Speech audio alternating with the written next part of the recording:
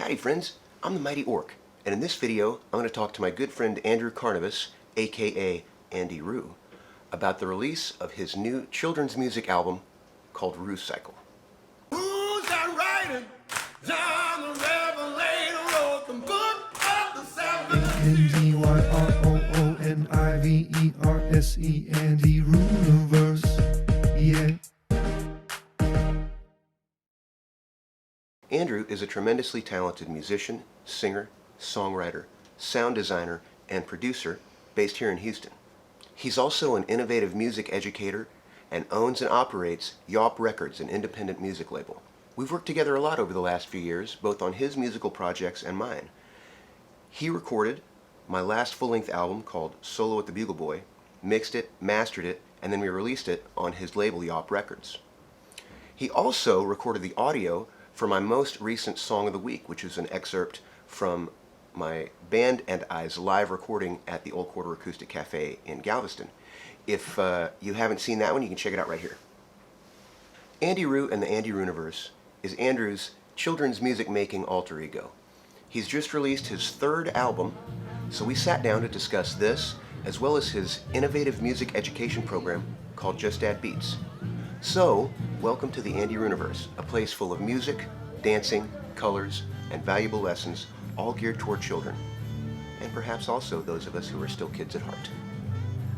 Hey, Andrew, thank you so much for talking to me today. I'm really excited to talk to you about your new album, Roocycle, which just came out last Saturday. Is that correct, August 1st?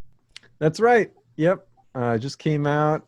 So excited about it. And it's available digitally, correct? It's on every digital streaming platform that you can use. So Amazon or Spotify or Apple Music, YouTube, all those things. Yeah. And then you're doing a virtual release this coming Saturday the 8th, correct? Yes. Yeah, we're doing a Facebook Live video. You can look at roosongs.com, ROO songs.com.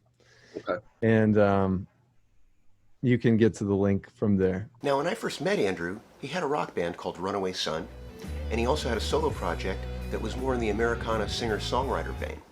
So I was really intrigued by the addition of children's music to what I would consider an already rich repertoire. Now, Andrew explained it like this. There are these lanes that you have as a musician, as a vocalist, as a lyricist, where you know you can drive in that lane and have no problems.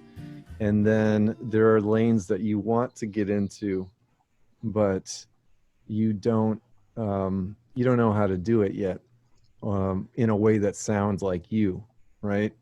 So that was something that for me with kids music, it was very much like right away, wow, this is an area where I really can create a sound that is me, that combines all the different genres and things that I really love, and do it in a fun way.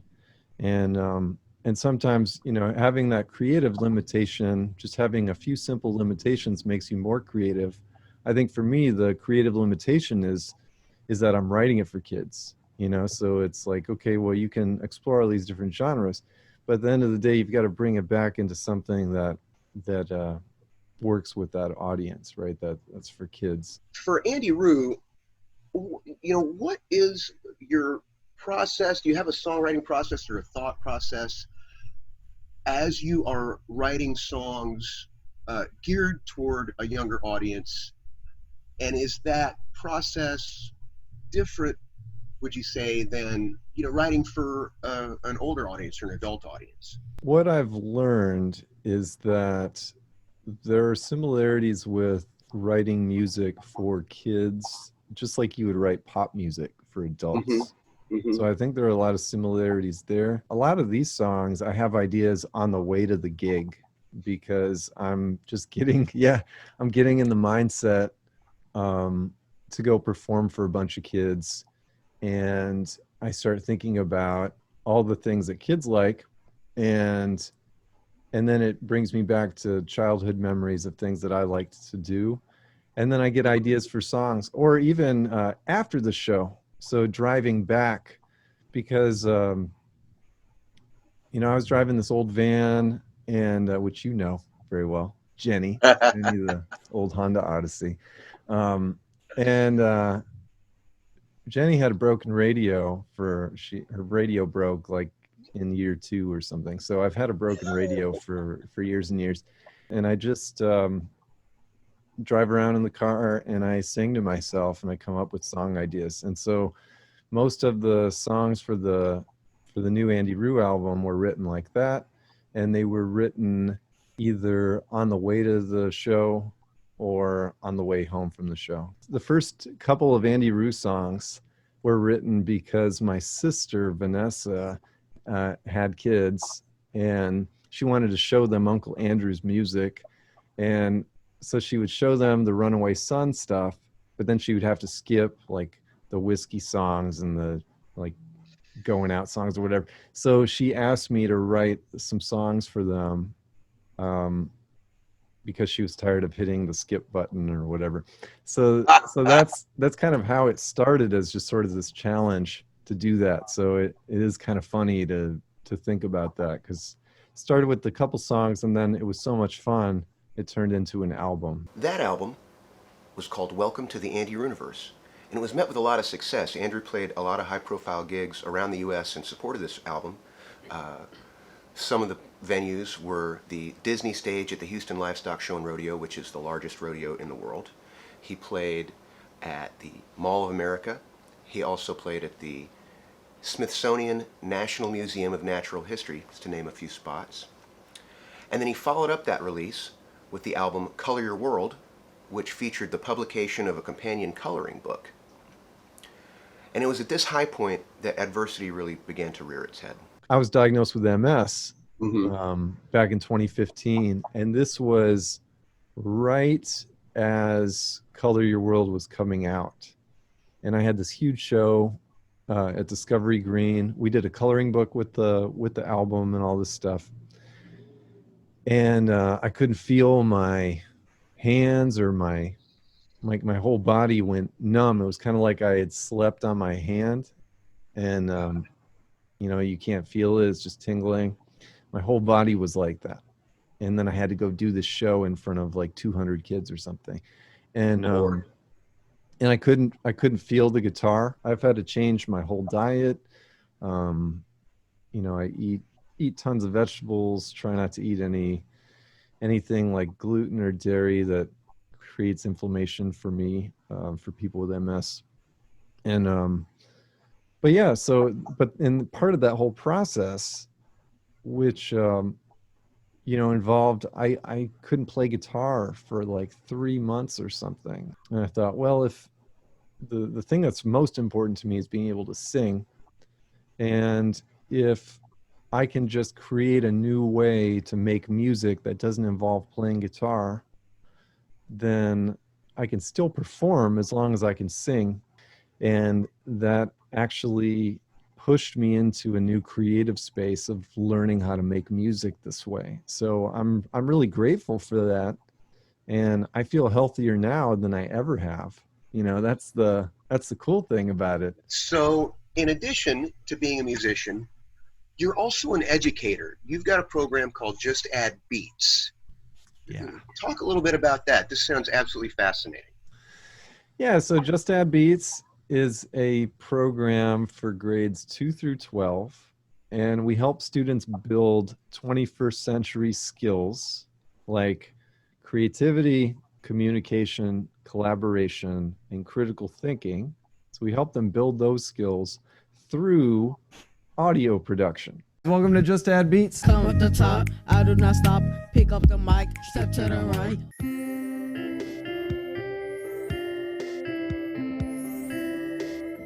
Roger, 0G, and I feel fine. And we do that by giving them audio design challenges, and they work in teams as their own little audio agency. So they're called a creative audio agency, and they, over the course of a semester, you have different challenges that are aligned with different career pathways. So the career pathways are um, music producer, sound designer, and digital storyteller. So we have those three pathways. And in that, the kids will do beat making, podcasting, sound design. They'll write their own songs. They'll record their own stories or poems. How did you come up with this concept for Just Add Beats? And what inspired you to do this? A few things. So I first got the idea when I was working on the music and sound effects for this video game. It was a VR game called Plenty Skyhearth. When it came time to do the sounds for VR, the only software that would run it, there were two. Pro Tools HD, it's like $1,500 at the time, and Reaper. And Reaper was free to start using, and then it was $60 to buy. So I started with Reaper. It worked incredibly well. This is VR. This is the bleeding edge for audio right now. And it's working on a basic computer. And the software is super affordable. So I immediately thought, this could be taught to kids in schools. It started as just an after-school program. And it really started as maybe we're just going to teach some kids how to make songs. And then it quickly morphed into, well, actually the important things that we're teaching them are those 21st century skills, or how to build those skills. So how to build your creativity and your communication, collaboration, and critical thinking. This is the current vision of Just Add Beats. You see the work we're doing as this 5-step process, and the education part is the beginning. So that's, and we might be working with kids from 2nd grade all the way up to high school. And then when you get into your older students, we start to have internship opportunities where the kids are able to work with us during the summer. So we've already had a student go through this entire pathway where he started working, learning with us in 9th grade. He became an intern and worked with us for the summer when we were doing summer camps as an assistant teacher. And then moving into apprenticeship, we got a project with Harris County Department of Education for the students to produce a podcast about student life. So 2 of our Just Add Beats students produced a 10-episode series that's now on Spotify and Apple and all that stuff. And now they're in this entrepreneurship employment stage, this 4th stage.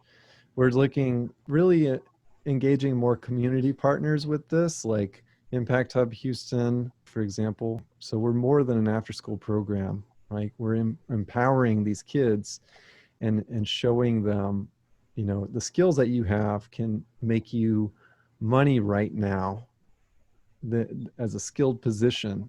And it's important for you to keep building them, and that your learning actually matters, right? You can apply these skills right away. Step 5, they're just out in the world. These are great kids. They're hardworking. They're starting their own companies, and they're ready to send the elevator back down and to bring up the next group. So now I noticed that you've been doing some pretty fun stuff with TikTok. Could you talk a little bit about that? That is just so darn cool. Tell me about it. I was getting streams on TikTok, like a few hundred streams or something. So it's like, this is interesting.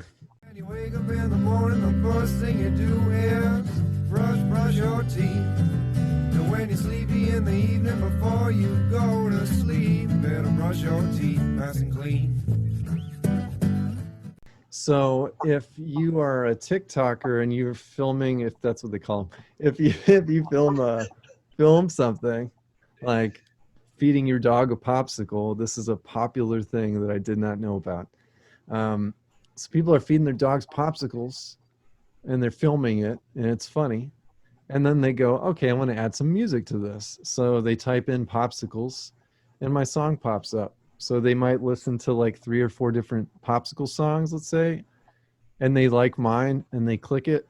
And then next thing you know, it's on their video, it's getting streamed, and it's a new revenue stream. Popsicles, do you love them too? I eat popsicles with my friends. When it's hot outside, we stay cool until the end. And after those licks, we take our popsicle sticks and we build the birds a birdhouse for their chicks. Now, this last section about TikTok really demonstrates Andrew's generosity. In our full-length exchange, which I edited for time, Andrew goes into great detail about how I and other musicians can build up our streaming revenue on that platform. And he's done this sort of thing for me and others countless times over the years. He taught me how to use the recording software Reaper Audio, taught me how to mix the audio I recorded, showed me how to make beats, hit me to the availability of artist grants that I would qualify for, and he showed me how to get my music on all the various and ever-growing digital platforms. And that was all without me asking. These were things that I didn't even know I needed to do. But he knew I needed to do them, and so he showed me how to do it. Andrew is a person who walks the talk. His ideas about communication, collaboration, critical thinking, living a healthy and joyful lifestyle, in spite of hardships and adversity, aren't just platitudes that he espouses to sell a product. He lives these ideas. The week I was diagnosed, I did a post that said, well, the MS community just got a really cool children's musician, you know? So I wanted to be an advocate from the beginning. I don't let this, you know, diagnosis define me as a person or anything like that. So, but yeah, the new album, so Roocycle, is songs about taking, there's a call to action on the cover, and the call to action is, let's take care of our planet and take care of ourselves. So those are the two things that are the themes in the album. That's something that has really kind of developed out of the journey I've been on in the last 5 years with this whole, you know, changing the way changing my lifestyle, learning how to write music in a different way. Yeah. Andrew has geared his music and his message toward children. He's made the information easily digestible for younger audiences so they can understand the value of these ideas and take them to heart. But these ideas aren't just for kids. They're for all of us. And maybe these ideas are something that we can take to heart as well. I want to thank Andrew so much for talking to me today. Had a great time. I want to thank you all so much for watching. Be sure to check out his virtual album release party this Saturday, August 8th. You can go to roosongs.com to check it out. All the links are down in the description. And thank you so much again. Hope everybody is staying safe and healthy. We'll see you next time. Cheers, everybody. Do you like to read stories? Yeah, yeah. Do you like to read poems? Yeah, yeah. Do you like to read letters? Yeah, yeah. Do you like to read postcards? Yeah, yeah. Do you like to read comics? Yeah, yeah. Do you like to read maps? Yeah, yeah. Do you like to read billboards? Yeah, yeah. Do you like to read signs? Yeah, yeah.